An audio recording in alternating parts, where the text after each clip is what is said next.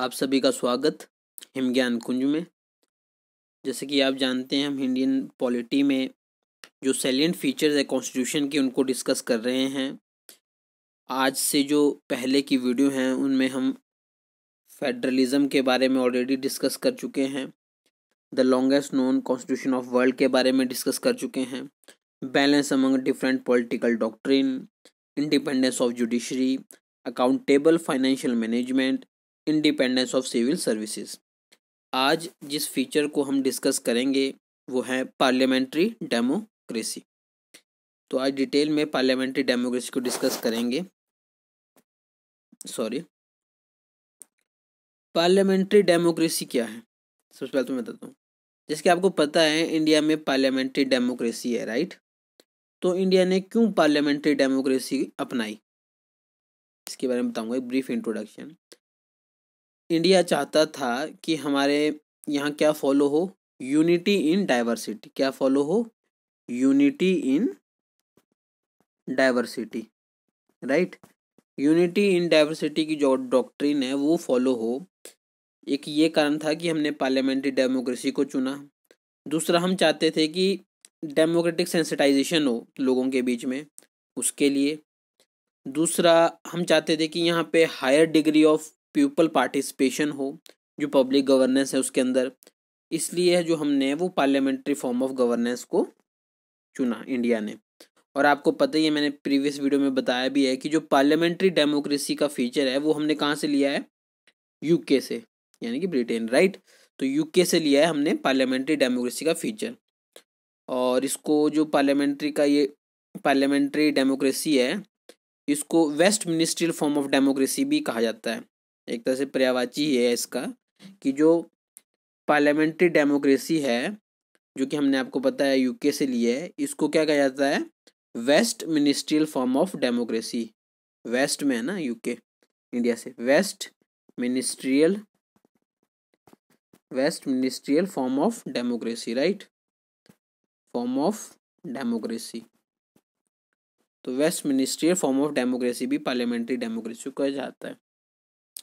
अब आपको ये भी मालूम होगा कि जो पार्लियामेंट्री डेमोक्रेसी है वो बेसिक जो हमारा फीचर है कॉन्स्टिट्यूशन का, जो केशवानंद भारती केस में आया था 1973 में, तो बेसिक स्ट्रक्चर के अंदर आता है ये, राइट। जो बेसिक स्ट्रक्चर क्रिएट हुआ था केशवानंद भारती केस में 1973 में, उसी के अंडर क्या आता है, पार्लियामेंट्री डेमोक्रेसी भी आता है, राइट। तो ये ब्रीफ इंट्रोडक्शन बता दिया मैंने आपको पार्लियामेंट्री डेमोक्रेसी के बारे में। एक बार फिर से रिपीट करता हूँ। पार्लियामेंट्री डेमोक्रेसी इंडिया ने चुनी क्योंकि इंडिया चाहता था कि यहाँ पे क्या हो, यूनिटी इन डाइवर्सिटी हो, जो लोगों का पार्टिसिपेशन है पब्लिक गवर्नेंस में वो ज़्यादा से ज़्यादा हो। दूसरा, लोगों के अंदर डेमोक्रेसी सेंसिटाइजेशन हो। ये सब कारण थे कि हमने चुना पार्लियामेंट्री डेमोक्रेसी। अब आपको पता है कि जो पार्लियामेंट्री डेमोक्रेसी है ये हमने कहाँ से ली थी, यूके से। इसीलिए इसको क्या कहते हैं, west ministerial form of democracy भी कहा जाता है। और ये क्या है, पार्लियामेंट्री डेमोक्रेसी जो बेसिक स्ट्रक्चर है हमारे कॉन्स्टिट्यूशन का, उसका पार्ट है। और बेसिक स्ट्रक्चर कहाँ पे इवॉल्व हुआ था, केशवानंद भारती केस 1973 में। अब हम डिस्कस करेंगे कि वो कौन कौन से कारण हैं या वो कौन कौन सी वजहें हैं हमारे संविधान में जो इसको सपोर्ट कर रही है पार्लियामेंट्री डेमोक्रेसी को। पार्लियामेंट्री डेमोक्रेसी हमने चुन लिया। अब वो कौन कौन से कारण हैं या फैक्ट्स हैं जो सपोर्ट कर रहे हैं इंडिया में पार्लियामेंट्री डेमोक्रेसी को। तो पहला है डी जूरी और डी फैक्टो एग्जीक्यूटिव। तो पहले आपको मैं बता दूं, डी जूरी होता है मतलब जो नॉमिनल हेड हो। नॉमिनल मतलब जो जिसके खाली साइन हो, जैसे हमारे प्रेसिडेंट हैं वो क्या है, डी जूरी हेड हैं। क्योंकि वो जो भी काम करते हैं वो किसकी एडवाइस में करते हैं, काउंसिल ऑफ मिनिस्टर की, जो कि हेड करते हैं प्राइम मिनिस्टर। तो प्राइम मिनिस्टर इंडिया में क्या है, डी फैक्टो, मतलब जो रियल में एग्जीक्यूटिव है, जो वाकई काम कर रहे हैं वो। प्रेसिडेंट क्या है, नॉमिनल एग्जीक्यूटिव है, राइट। डी जूरी मतलब नॉमिनल एग्जीक्यूटिव। इंडिया के केस में प्रेसिडेंट क्या है, नॉमिनल एग्जीक्यूटिव है, और उनको डी जूरी भी कहा जाता है। और डी फैक्टो मतलब जो वाकई में काम कर रहा है, यानी कि रियल एग्जीक्यूटिव कहा जाता है। और रियल एग्जीक्यूटिव कौन है, प्राइम मिनिस्टर। वैसे तो real executive council of minister है, जो मेंशन भी है आर्टिकल में। तो ये है, ठीक है। अब मैं आपको बताता हूँ, जो डी जूरी और डी फैक्टो एग्जीक्यूटिव डायकोटोमी है, ये पार्लियामेंट्री डेमोक्रेसी को जो है प्रमोट करती है। कैसे? क्योंकि जो आर्टिकल 53 है उसमें हमारे डी जूरी हेड के बारे में बताया गया है। किसके? प्रेसिडेंट के। आपको पता है कि भारत में प्रेसिडेंट होगा एक, तो ये, और वो प्रेसिडेंट आपको मैंने अभी बताया कि नॉमिनल हेड, नॉमिनल एग्जीक्यूटिव होते हैं, राइट, नॉमिनल एग्जीक्यूटिव होते हैं। तो ये तो हमारे डी जूरी फैक्ट को, डी जूरी को बता रहा है, ठीक है। अब बात करते हैं डी फैक्टो की। डी फैक्टो के केस में क्या है कि जब हम आर्टिकल 74 क्लॉज 1 है उसमें बात की है काउंसिल ऑफ मिनिस्टर की, और हेड कौन करते हैं इसको? Headed by prime minister. इनको बताया गया है क्या कि ये है रियल एग्जीक्यूटिव। तो ये जो दो हमने क्रिएट की चीज़ें, एक डी जूरी और डी फैक्टो, यानी कि प्रेसिडेंट और काउंसिल ऑफ मिनिस्टर, ये क्या शो कर रहे हैं? पार्लियामेंट्री डेमोक्रेसी को, राइट। क्योंकि आपको पता है कि ये लोग चुन के आते हैं लोगों के द्वारा, तो ये क्या शो कर रहे हैं? पार्लियामेंट्री डेमोक्रेसी को। 53 के अंदर बताया था मैंने प्रेसिडेंट, 74 क्लॉज 1 में आते हैं हमारे काउंसिल ऑफ मिनिस्टर। इनको कहते हैं रियल एग्जीक्यूटिव, प्रेसिडेंट को कहते हैं नॉमिनल एग्जीक्यूटिव। तो ये क्या सपोर्ट कर रहे हैं? हमारी पार्लियामेंट्री डेमोक्रेसी को। एक तो ये कारण है जो हमने अपने कॉन्स्टिट्यूशन में डाला, जिसे हम प्रमोट कर रहे हैं पार्लियामेंट्री डेमोक्रेसी को। जो दूसरा है वो है plural de facto executive. De facto executive कैसे? प्लूरल, यानी कि जो हमारी काउंसिल ऑफ मिनिस्टर है, जो मैंने बताया 71 क्लॉज 1 के अंदर, जिसको हेड करते हैं हमारे प्राइम मिनिस्टर, वो क्या है? वो कम्पिटेंट है कोई भी जो स्टैटिक डिसीजन है नेशन के, उनको लेने के लिए। किसके स्पीड के साथ? कोलेक्टिविज्म। प्लूरल मतलब काउंसिल ऑफ मिनिस्टर में बहुत सारे बंदे हैं ना, तो ऐसा नहीं होगा कि किसी, या फिर प्रेसिडेंट जी हमारे, सॉरी प्राइम मिनिस्टर हमारे डिसाइड कर दें कि ये डिसीजन लेना है। वो क्या होगा कि काउंसिल ऑफ मिनिस्टर के जितने भी मेंबर है वो सब डिस्कस करेंगे और कोलेक्टिवली कोई भी डिसीजन लेंगे। तो ये कोलेक्टिविज्म को ही बोलते हैं plural de facto executive system, जो किसके अंदर है? आर्टिकल 74 क्लॉज 1 कहता है काउंसिल ऑफ मिनिस्टर, और ये काउंसिल ऑफ मिनिस्टर कैसे डिसीजन लेते हैं? कोलेक्टिवली। ये कोलेक्टिवली डिसीजन लेते हैं, right. Although they are headed by prime minister, but they take decision collectively, right, under article 74 clause 1। तो ये हो गया de fact, plural de facto executive, right. ये भी क्या सपोर्ट कर रहा है? पार्लियामेंट्री डेमोक्रेसी, क्योंकि कोलेक्टिविज्म है। अगला फीचर जो है हमारा वो है collective responsibility, collective responsibility of D facto executive toward legislation. क्या है? कोलेक्टिव रिस्पॉन्सिबिलिटी है किनकी? डी फैक्टो की, जो मैंने बताया भी दिया आपको, एग्जीक्यूटिव की। कहाँ के लिए? Toward legislature. कैसे है ये? जो आर्टिकल 75 क्लॉज 3 है, आर्टिकल 75 क्लॉज 3 ये कहता है कि जो हमारी काउंसिल ऑफ मिनिस्टर है वो कोलेक्टिवली, वो कोलेक्टिवली रिस्पॉन्सिबल है किसके लिए? House of people. House of people मतलब लोकसभा। तो वो कलेक्टिवली कहाँ के लिए रिस्पॉन्सिबल है? House of Lok Sabha. मतलब वो जो भी कार्य कर रहे हैं हमारी काउंसिल ऑफ मिनिस्टर, उस वो जवाबदेह है कहाँ? लोकसभा में, क्योंकि वहाँ पे पूछेंगे आपने ये काम किया, कैसे किया, क्या इफेक्ट हुए। तो उनको जो भी काम कर रहे हैं उसके आंसर प्रोवाइड करने पड़ेंगे लोकसभा में, जब पार्लियामेंट्री क्वेश्चंस होते हैं। तो ये प्रोविजन का है 75 क्लॉज 3 में। 75 क्लॉज 3 ये कहती है कि जो हमारे काउंसिल ऑफ मिनिस्टर्स हैं वो कोलेक्टिवली रिस्पॉन्सिबल है किसके लिए? लोकसभा के लिए, राइट। और इसका उनको ध्यान रखना पड़ता है। अगर वो फॉलो ना करे तो वहाँ पे नो कॉन्फिडेंस मोशन भी पास हो जाता है, आपको पता ही होगा। No confidence motion present Modi government के अंडर भी हुआ था, हालांकि ये पास नहीं हो पाया था। तो फिर नो कॉन्फिडेंस मोशन भी आ सकता है इनके खिलाफ, अगर किसी को लग रहा है कोलेक्टिविज्म नहीं है। तो इस तरह से इनको कंट्रोल किया जाता है लोकसभा में, राइट। अब हम अपना अगला फीचर देखेंगे। दूसरा है जो पार्लियामेंट्री डेमोक्रेसी है उसको एक्सप्लोर कर रहा है हमारे कॉन्स्टिट्यूशन के अंदर, वो है supremacy of parliament. Parliamentary democracy India में है, कौन से वो कारण थे जो मैंने आपको बताए पीछे, उसमें एक और कारण है सुप्रीमेसी ऑफ, उसमें एक और कारण जो मैंने बताया आपको कि पार्लियामेंट्री डेमोक्रेसी कैसे प्रमोट कर रहे हैं, उसका एक और कारण है जो है सुपरमेसी ऑफ पार्लियामेंट, यानी कि भारत में किसकी सुपरमेसी है? पार्लियामेंट की। ये किसको फॉलो कर रहा है? जो हमने अडॉप्ट किया था पार्लियामेंट्री डेमोक्रेसी सिस्टम। अब ये कैसे कैसे इंश्योर कर रहे हैं हम कि पार्लियामेंट्री सुप्रीमेसी है? तो पहले केस है प्रेसिडेंट का, supremacy of parliament over president, right. Supremacy of parliament over president, ये कैसे हो रहा है? आपको पता है कि जो हमारा कॉन्स्टिट्यूशन है उसमें अंडर आर्टिकल 61 जो पार्लियामेंट है वो इम्पीच करती है प्रेसिडेंट को अगर उनके खिलाफ जो चार्जेस लगे हैं वो लगे हैं वायलेशन ऑफ कॉन्स्टिट्यूशन के। तो एक तरह से क्वासी जुडिशियल पावर अपनी एक्सरसाइज कर रही है।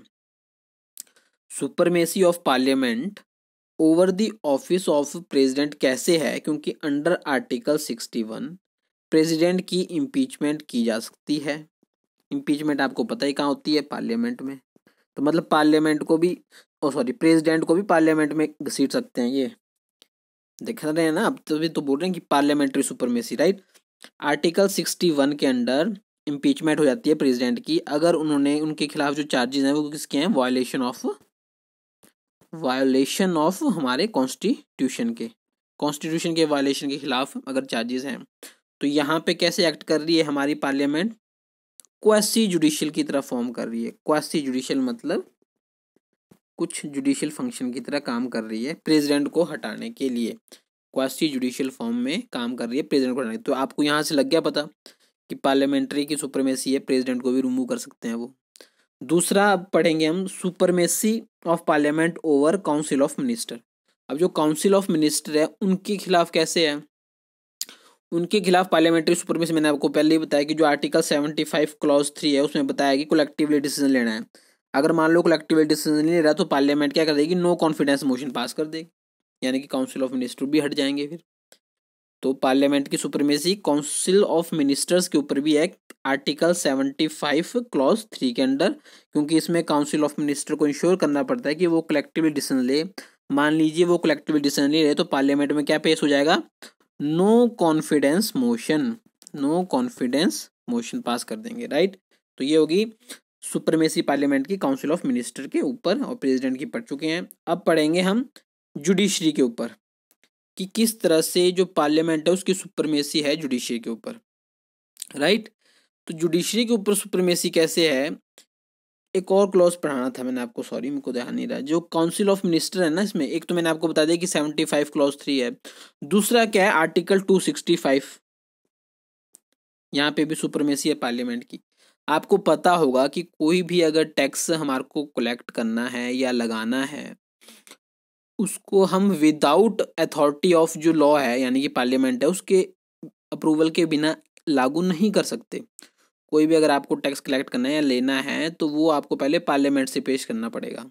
तो ये भी क्या होगी? पार्लियामेंट्री सुप्रीमेसी होगी ना, नो टैक्सेशन विदाउट रिप्रेजेंटेशन। तो आर्टिकल 265 क्या कहता है कि कोई भी टैक्स अगर लगाना है यूनियन गवर्नमेंट को तो पहले क्या होगा? वो पार्लियामेंट से पास होगा, राइट। तो यहाँ पे भी पार्लियामेंट्री सुप्रीमेसी है। अब एक और आर्टिकल होता है आर्टिकल 266, काउंसिल ऑफ मिनिस्टर के अंडर ही आ जाएंगे ये, राइट। आर्टिकल 266 क्या बोलता है कि जैसे आपको कंसोलिडेटेड फंड से कोई पैसा निकालना है, कंसोलिडेटेड फंड जो होता है इंडिया का, consolidated fund of India, consolidated fund of India से अगर आपको कोई भी पैसा निकालना है तो आपको अप्रूवल चाहिए पार्लियामेंट में। तो जो भी स्टैट्यूटरी अप्रूवल चाहिए होगी पब्लिक एक्सपेंडिचर के लिए जो कि हमने कंसोलिडेटेड फंड ऑफ इंडिया से निकालना है, वो आर्टिकल 266 है, मतलब वहाँ पे पार्लियामेंट्री सुपरमेसी है। तो ये बताना था आपको आर्टिकल 265 के बारे में, जिसमें टैक्स आप तभी लगा सकते हैं जब आप पार्लियामेंट से उसे पास करें, और आर्टिकल 266 में आप पैसा तभी निकाल सकते हैं जब आप उसको पार्लियामेंट से पास करें, राइट। तभी पैसे निकाल पाएंगे आप कंसोलिडेटेड फंड ऑफ इंडिया से पब्लिक एक्सपेंडिचर के लिए। अब हम पढ़ रहे हैं जुडिशरी के बारे में, राइट। किस तरह से पार्लियामेंट्री सुपरमेसी है जुडिशरी के ऊपर? तो आपको पता होगा, मैंने आपको पहले ही बताया था, आर्टिकल 124 क्लॉज 4 है। आर्टिकल 124 क्लॉज 4 है जो बताता है कि जो पार्लियामेंट है उसके पास ये अथॉरिटी है कि वो रिमूव कर सकती है किन्हें, जो जजेस हैं हमारे कहाँ पे, सुप्रीम कोर्ट और हाई कोर्ट के। जो सुप्रीम कोर्ट और हाई कोर्ट के जजेस हैं उनको पार्लियामेंट अंडर आर्टिकल 124 क्लॉज 4 के अंडर रिमूव कर सकती है, राइट। तो यहाँ क्या दिख गई हमारे को, supremacy of parliament over judiciary. अब पढ़ेंगे हम supremacy of parliament over constitution, जो हमारा संविधान है उसके ऊपर किस तरह से पार्लियामेंट की सुपरमेसी है।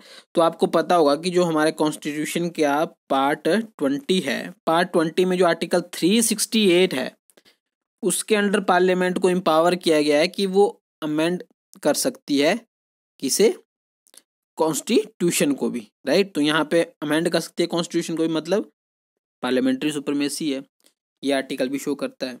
तो यही कुछ कारण थे जिससे हमने अभी तक पढ़ा कि इंडिया ने फॉलो की पार्लियामेंट्री सुपरमेसी। अब मैं आपको फाइनली बहुत ही कम शब्दों में कंक्लूड करना चाहूँगा। आज हम पढ़ रहे हैं parliamentary democracy. Parliamentary democracy silent feature जो है कॉन्स्टिट्यूशन का, उसके बारे में पढ़ रहे हैं। तो मैंने बताया क्यों फॉलो की हमने, यूनिटी इन डाइवर्सिटी चाहते थे हम, पब्लिक गवर्नेंस में पीपल का पार्टिसिपेशन चाहते थे, इसलिए फॉलो किया। अब कुछ कारण जिसकी वजह से हम ये मानते हैं कि ये कारण है और ये हमने इंक्लूड किए हैं अपने कॉन्स्टिट्यूशन में, जिसके थ्रू हम फॉलो कर रहे हैं parliamentary democracy. Parliamentary democracy UK से लिए, राइट। पहला कारण है de jure de facto. De jure हमारे प्रेसिडेंट हो गए, डी फैक्टो हमारे डी जूरी हो गए हमारे, डी जूरी हो गए हमारे प्रेसिडेंट, डी फैक्टो हो गए हमारे प्राइम मिनिस्टर, राइट। उसके बाद मैंने plural de facto executive system. Plural de facto executive system में क्या है कि 74 क्लॉज 3 बताया मैंने, 74 क्लॉज 1 बताया, जिसमें हमारे क्या है, स्पिरिट ऑफ कलेक्टिविज्म फॉलो करना है। उसके बाद मैंने collective responsibility of de facto executive towards legislation. इसमें मैंने बताया आपको कि 75 क्लॉज 3 है। 75 क्लॉज 3 क्या कहता है कि जो हमारे काउंसिल ऑफ मिनिस्टर है वो रिस्पॉन्सिबल है कहाँ के लिए, लोकसभा के लिए, यानी कि हाउस ऑफ कॉमन के लिए। उसके बाद मैंने बताया आपको कि सुप्रीमेसी ऑफ पार्लियामेंट कैसे है। उसमें पहला बताया प्रेसिडेंट को बताया इम्पीच कर सकते हैं अंडर आर्टिकल 61। उसके बाद बताया काउंसिल ऑफ मिनिस्टर 75 क्लॉज 3 के अंदर उनको कलेक्टिवली रिस्पॉन्सिबल है कहाँ के लिए, लोकसभा के लिए, जो भी वो काम कर रहे हैं उनके लिए, राइट। उसके बाद आया मैंने आपको काउंसिल ऑफ मिनिस्टर में आर्टिकल 265 जो बताता है कि कोई भी टैक्स आप नहीं लगा सकते without approval of the parliament. उसके बाद आर्टिकल 266 जो बताता है कि स्टैट्यूटरी अप्रूवल लेनी पड़ेगी कोई भी पब्लिक एक्सपेंडिचर अगर आप करना चाहते हैं, यानी कि आप कंसोलिडेटेड फंड से पैसा निकालना चाहते हैं तो पार्लियामेंट्री अप्रूवल की आवश्यकता है।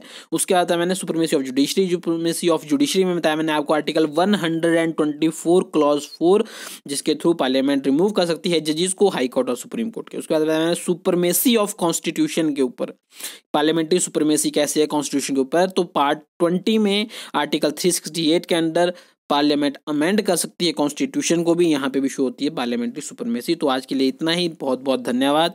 सब्सक्राइब करिए हमारे चैनल को और नेक्स्ट वीडियो में मिलते हैं जो हमारा लास्ट साइलेंट फीचर है उसके साथ। धन्यवाद।